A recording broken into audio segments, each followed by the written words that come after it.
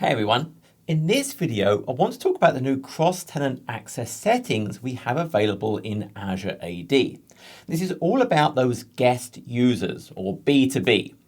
These could be identities from my Azure AD tenant being given access to resources that trust another Azure AD tenant, or identities from another Azure AD tenant that I want to make guests in my tenant to give accesses to resources that trust my tenant.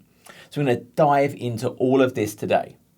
As always, if this is useful, please go ahead and like and subscribe, and you can hit that bell icon to get notified of new videos.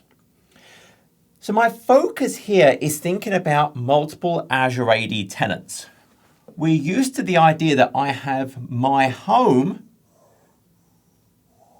Azure AD tenants. That's an instance of Azure AD. So I'm thinking about, well, every organization that's using Azure or Office or really anything else, we have my tenant.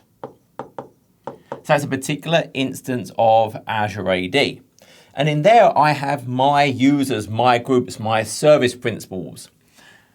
Now, they might be cloud identities created directly in Azure AD. They might be synchronized from an on-premises Active Directory, but they're still identities. I am the account tenant.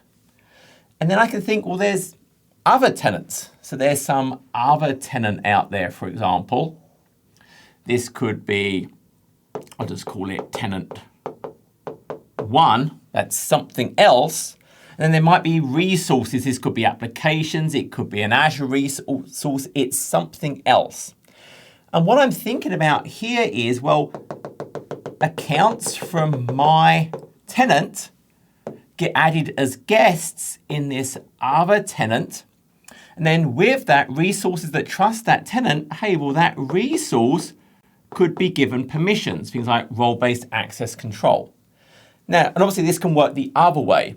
I might, in my tenant, think about, hey, well, there's users in this tenant that maybe I add as guests in my tenant. Then they could give access to resources. So it's in a particular direction, but I'm thinking about this B2B external identities, i.e. guests. So this is what we're focused on.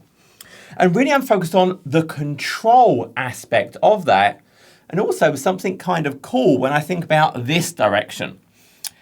Guests, people from other tenants, and thinking about strong authentication, maybe other factors I want to use, MFA, hybrid Azure AD joined, compliant devices. And we're going to talk about that at the end.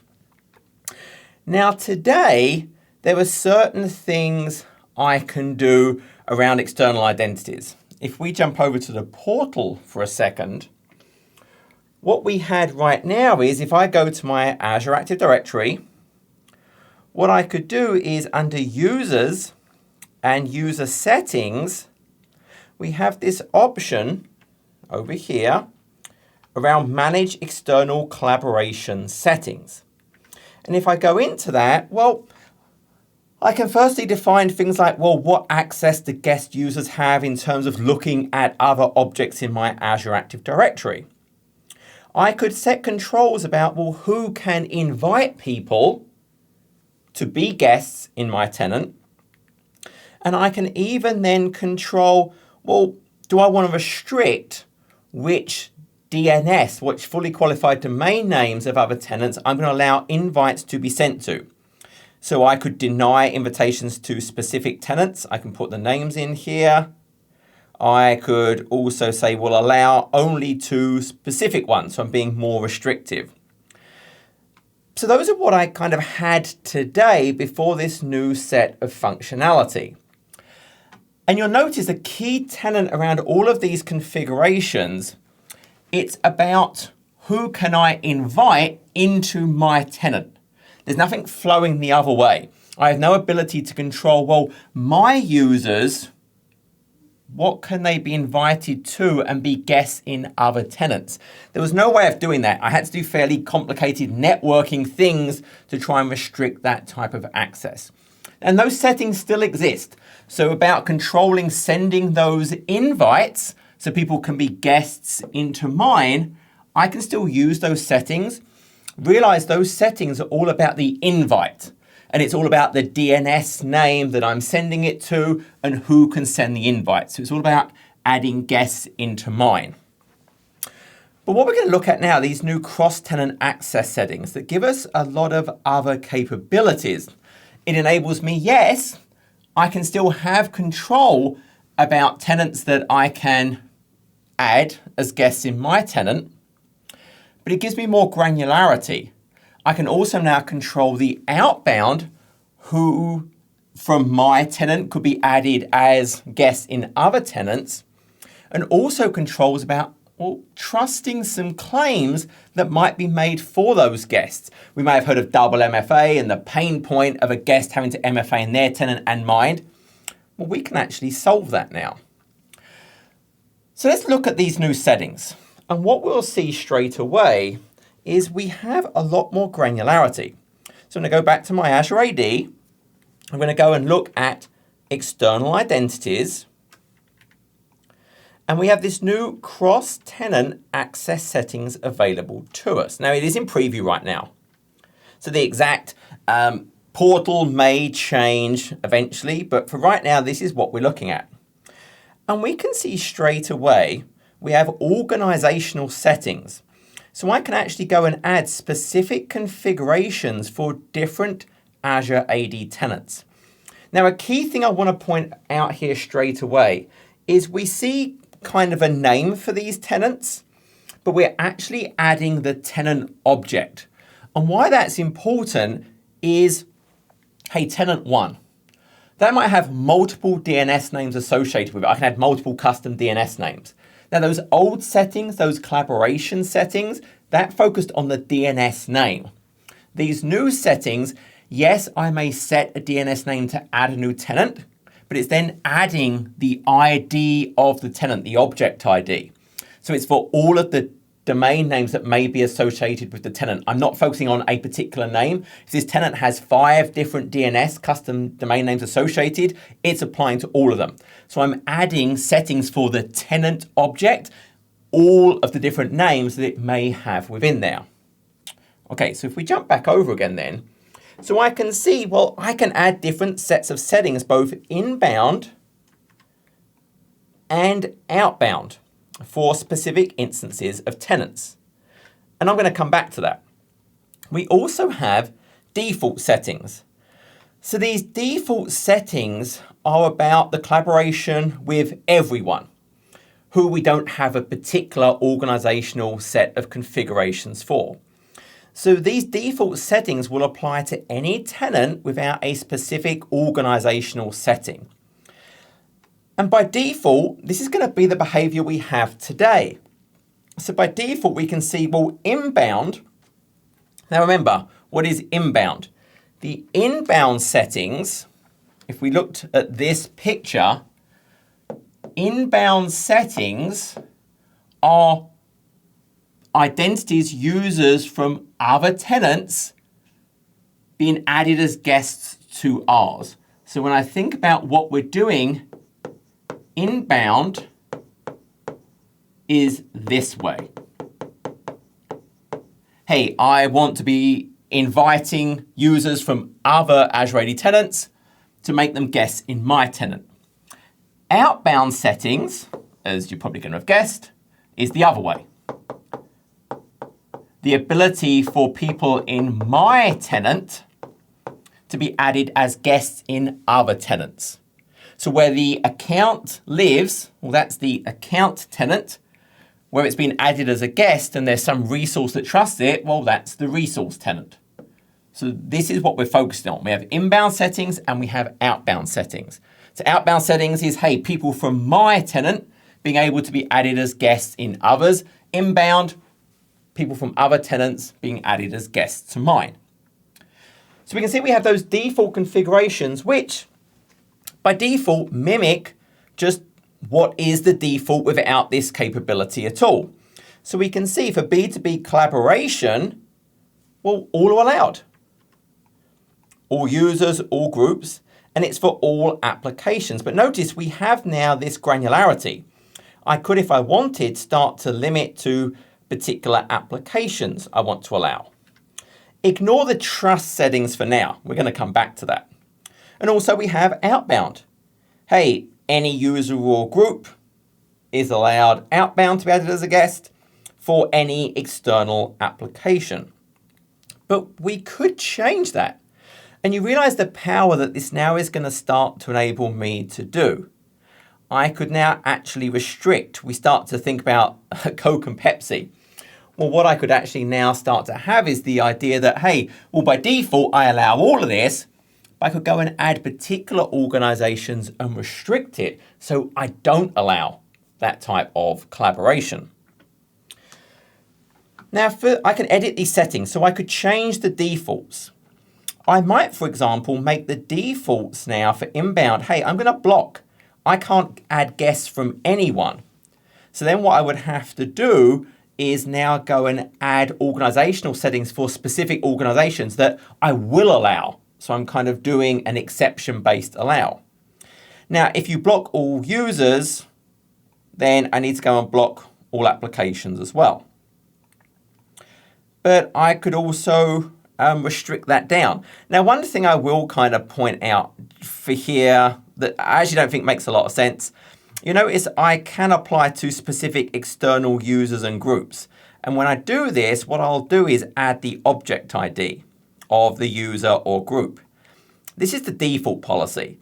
This probably doesn't make a lot of sense to ever set this for default to particular users and groups. They're going to be from particular tenants. So I'm probably never really going to use that on this one. But I could also, if I wanted, restrict it to particular applications. And I could go and add in the particular apps that I want to allow for this. And again, ignore the trust settings for right now. And then likewise for outbound, I could allow access by default or block. And I could actually make only certain users and groups are allowed those outbound to be added as guests and someone else. And once again, control which external applications they could actually do this for. So I have that ability to change those default settings. So what we're talking about right now with those default settings is, hey, there's my tenant, and I can think about, well, there's a whole bunch of other Azure AD tenants out there, every other tenant in the world. So all of those default settings applies to everyone. And again, we have the idea that we have an inbound, people that can be added as guests in my tenant, and we have the idea of outbound, people from my tenant that could be added as guests to others, and then which particular applications in both of those different directions. So that's for kind of all Azure AD tenants that exist. And then, well, we can add particular organizations. So in this case, for example, that's a particular organization. I can have a particular set of inbound and outbound settings for tenant 1. I might also have, hey, tenant 2. So I have some other tenant. And what I can have is I can inherit the defaults for one or both directions and then override it. So maybe for tenant 2, what I'm going to say is I'm going to add specific inbound settings that don't inherit the default. And maybe my settings here is not allowed. I don't want guests from this tenant to be added into my tenant. So I don't want people, users from this tenant to be added. But maybe I'm okay leaving the outbound as the default. People from my organization can be added as guests in this one. But I have all of that flexibility. I have complete control. So if we go and look, so back over, I've lost my page, back over my cross-tenant. So I have the default settings. I've left mine as the default, so all allowed. And then I can go to organizational settings. So here, notice I can add an organization. We can type in the tenant ID or a name. When I put in a name, it will go and find the tenant ID. Now, I've already added this one, so I'm not going to add it again, but it tells me the name of that particular tenant. So I've got onboard to Azure.cloud is this one. I've got onboard to Azure.com is this one, and then ntfaq.com. So I have 3 specific organizations added in my tenant. And I have some different options configured for them. And this is what I want to focus on first. I want to focus on this idea that, okay, I want to maybe allow or block in a particular direction. So what I've configured firstly is for this onboard to Azure.cloud. What I've configured here for my inbound access is blocking. I do not want people from onboard to Azure.cloud to be able to essentially be guests, to be able to authenticate into my tenant. And then it's blocking all applications as well. If I look at the outbound, I'm also blocking outbound. So there's basically no collaboration of any kind with onboard to Azure.cloud. Now, this is at authentication time. And this is a big difference. These settings do not apply to the invite experience. So even if I've blocked outbound access, I could still send an invite, but they won't be able to authenticate. So that's the behavior today. It may change in the future, but this is all about the authentication, the authorization when I try to do something. So I've completely blocked onboard to Azure.cloud. But I could still send an invite to them because again, today they don't interact with each other. So if I look at my users, you can see I have added John at onboard to Azure.cloud as a guest. Now let's see what happens when I try and use that account. So here, this is John at onboard to Azure, that's .com. That's not the one I want. I want to use the .cloud. So what we'll actually do, a bit of fun, let's just browse as guest quickly. So we'll go to portal.azure.com, saviltech.net. And I'm going to sign in as John at onboard to Azure.cloud. So I'm going to use this particular account to actually go and test this. So now I have to authenticate. Okay.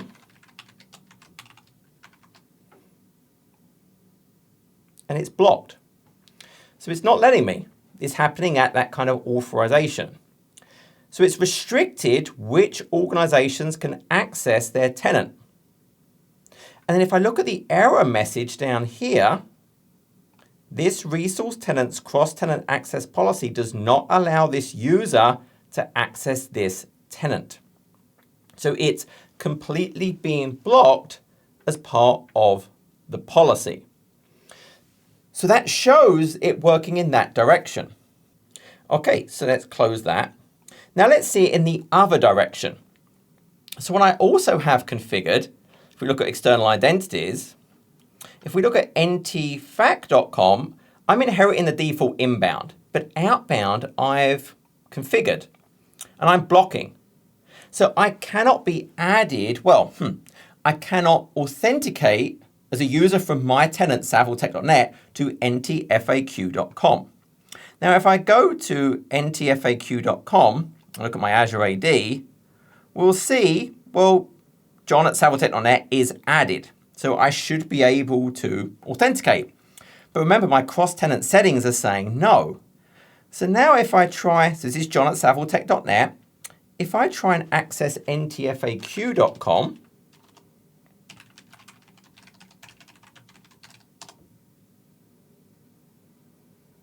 and I want to stick to, it's blocked. So once again, it's failing. Tenant administrator as restricted at ntfaq.onmicrosoft.com. And once again, now it's telling me, where is this actually being blocked? So I can see the user administrator has set outbound access policy. So my tenant has gone and restricted that. So that's both those directions we can actually see. So we're seeing those exact things in action. I'm seeing, hey, I can block outbound. And again, that could have been for particular users and groups if I wanted to. It could have been for particular applications. So I can now stop users from my tenant being added as guests to others. Again, it still lets them be added as guests, but I can't use it. I can't authenticate. It's going to block me when I'm trying to get those tokens. I can also block inbound. Again, when it tries to get a token, it's going to fail. Those cross-tenant access settings are going to kick in and not let me do that. So this is huge. And again, today before this, I could kind of do some things about sending invites this direction based around the domain name, but it was all about the invite experience. It wouldn't apply if I had existing ones. These new settings will apply for both inbound and outbound, and it doesn't matter if they're new or existing, it's happening when it's actually trying to get that authentication happening. So let's talk about the other settings that I said I'm not going to talk about that right now. So if we go back to the portal, let's go and look again, and let's close that. And remember we had these default settings and we had this trust setting that I said, let's not worry about that right now. If we edit, I could now by default trust MFA claims in the token I get from the account tenant where the user lives, trust compliant devices, i.e. something like Intune or some third-party MDM solution. I could trust its hybrid Azure AD join status, i.e. it's joined to AD, and then it's registered in Azure AD. So we have that option now. I could actually start to trust those things. And where obviously I would trust those things would be in conditional access. And I'll show you that in a second. Now I may just want to change it for everyone. More commonly, you might leave that I don't want to just trust everyone from every tenant in the world. But there might be particular companies I work with that I do want to trust. So if I look at my onboard to Azure, my inbound and outbound is just inherited from the default. So why do I have a setting? Well, actually, yes, the collaboration is the default, but the trust settings I've overridden. So for my trust settings, I am going to trust MFA. I am going to trust compliant devices. I am going to trust hybrid Azure AD. And you might have whichever combination of these you actually wanted. So what I'm going to do to demonstrate this is I'm going to use two accounts. I'm going to use that John at ntfaq.com I showed you earlier, and I'm going to use John at onboardtoazure.com. So .com, not the .cloud that we blocked. This is .com. And what I created super quickly, I created a group. And that group just has those two users in it. So if I look at my members, it's just John at ntfaq.com and John at onboardtoazure.com, both guests. Now I want to stress one thing straight away. Neither of these users is configured for MFA in this organization. If I was to go and look at my usage and insights under monitoring, and then look at authentication methods activity, and then look at users that are capable of multi-factor authentication, nowhere in this list do you see John at ntfaq.com or John at onboardtoazure.com. The only external user I have is a Microsoft identity. That's it. So neither of the two accounts I'm going to use are configured for MFA in my organization. But what they're going to try and access, if we go to conditional access, they're going to try and access Twitter. And what I've configured is this MFA guest test policy that's applying only to that group that those two users are in, that's applying only to the Twitter application, and my requirement is I require MFA. So that's one of those three things, and here's the other two, that I can now choose to trust from other organizations as part of those inbound settings. So I require MFA. Neither one of those users is registered for MFA in my organization. Remember in the past, they would have had to have done that. So let's try this then. So let's go and look. So this is my John at onboardtoazure.com. So now if I try and open up my apps.microsoft.com for saviltech.net, There we go. So I'm going to pick my john@onboardtoazure.com, enter my password. Now I'll see the apps, and I see Twitter. Remember, Twitter requires conditional access. If I select it, it's thinking, but it's going to require that MFA. And it's saying approve the request. But this is requiring the request against my onboard to Azure. It's doing my home ROM. We can see from the approval, it's an onboard to Azure. Because remember, this user is not configured for MFA at saviltech.net. So I've accepted that. And I'm now looking at the app in that tenant. I didn't have to go and register for MFA in saviltech.net. Remember, I am not configured for MFA at all in saviltech.net. And actually something kind of fun while we're in here. So what I'm actually going to do is I'm going to open the developer tools quickly. And if I just to show you something, if I go to portal.azure.com at saviltech.net, remember I've done a strong authentication. If I go and scroll up, I can see the payload. I can see my ARM authorization header over here. And there's my bearer token. So I'm just going to copy the value of this. And if we go and look at our token,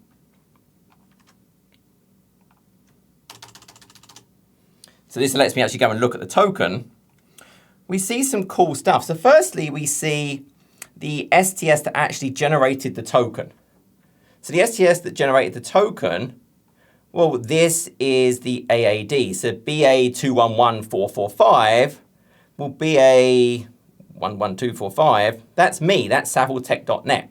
So this user from another tenant, this token is being given from saviltech.net. And that's really the important thing here. And if we keep looking at the token, this is the cool part. It has MFA. So the token given to it from saviltech.net has MFA, even though this user isn't registered for MFA, because it's trusting the MFA from the token it got from onboardtoazure.com. And we can confirm that status. If we look at the IDP, we'll notice the IDP is this C3319, etc., etc. Or C33193. That is the identity of its home, Azure AD. So that's why we see that. So that's kind of showing the proof that, hey, it's actually using that. It's using the MFA from my home tenant. Because again, when I go and look at my usage and insights, now even after I've authenticated, just to prove I didn't do some magic behind the scenes, John at onboardtoazure.com is not listed. But very clearly, in my tenant, John at onboardtoazure.com has MFA given to it from my tenant. So that's proving that point that we have trusted that configuration. And we've trusted it because in my tenant, I have that special configuration that's saying, hey, I want to now trust for onboardtoazure.com MFA. That's what's making this happen. And now just to kind of complete the proof, if I now go back to my john@ntfaq.com, remember this wasn't configured. If I go to myapps.microsoft.com, saviltech.net, and I want to sign in as john@ntfaq.com, please. So it's going to show me the apps, and I'll see Twitter. There we go. When I select it, it's going to be very different. It's going to say, we have to MFA. I don't trust MFA from your home organization, so it's going to make me go through MFA registration because it's not trusting that configuration I have on my home tenant. So it's going to, for saviltech.net, because the logo on the top, it's driving me now through the complete onboarding of MFA. So that's kind of proving the difference between those various things. And this is really huge. I mean, this is a game changer. This idea now that, hey, great, I can control both directions of collaboration, but the fact that I can now trust, so as part of this inbound settings, I can now, if I want, add trust. And I have control of what I want to trust. I can do MFA. I can do compliant device. I can do hybrid Azure AD join. And now when I have conditional access on my tenant, rather than making them double MFA and double register for MFA, it doesn't. I'm just trusting that MFA that's coming from, and you saw exactly that happening for that onboard to Azure.com user. You saw they're only registered for MFA in their org, but they passed the policy and the token showed MFA that was issued by my tenant. So we saw exactly this in action. So this is huge. Hey, I can now control who my users can be added as guests to and for particular apps. And I can do the inbound better than I could in the past, more granularity, but I can now do that trust. Now, if you're wondering, where do I start on this? So there's actually a nice workbook. So if I go back over to here for a second, and I just go to my regular Azure AD and look at workbooks, there's a cross-tenant access activity workbook. And if I select this, it will show me what are the tenants I'm really collaborating with the most. I can see the sign-in activity. I can see the various applications I might be using. I can see number of users. I can see the applications. And I could drill down into these. If I select one, I can then go and see the various activities, the data that's happening. So these could be places, hey, I'll go and start with these tenants. So this is a really nice thing to use to actually work out, hey, okay, which tenants do I want to go and give some special attention to? So that was it. I hope this was useful. I think this is super, super powerful. Again, by default, it's going to behave as it is right now. And you may decide, hey, I just want to leave those default settings alone. And then for particular organizations, so particular tenants, I could maybe not allow access at all, maybe not allow it in one direction, but allow it in the other. And now if they are someone I trust, I collaborate with, I can now opt to trust claims they make about their MFA, about their compliance, about that hybrid Azure AD joined that I configure in my conditional access policies. So that was it. As always, a lot of work goes into these, so a subscribe and a like really is appreciated. But until the next video, take care.